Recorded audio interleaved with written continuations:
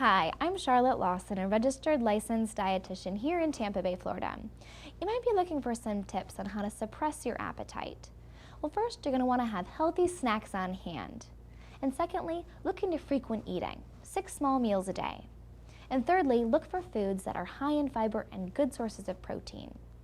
Now, when we have snacks on hand, this helps us to get that little bit of appetite suppressed, but then again, may not totally deter us from a full healthy meal later on.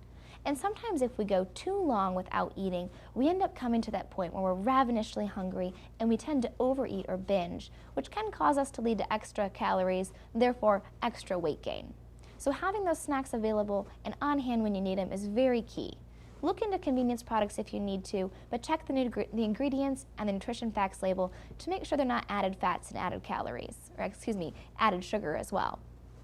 Also trying the 6 small meals a day, or frequent eating. Frequent eating keeps our metabolism going, but also helps us to stay satisfied. And like I mentioned before, we're less likely to go through long phases of time without eating. So we have a more regular schedule, and again, constant feeding phase, which may never really get you to that point of absolute hunger and starvation feeling. Now look into foods that are a good source of fiber and good sources of protein.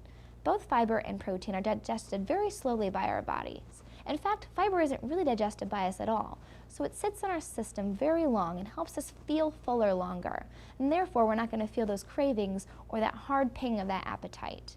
So having high fiber foods, and again high protein, because it digests slower, is a good way to deter that strong appetite. Those are just a few tips on how to curb that hunger feeling. I'm Charlotte, and eat happy.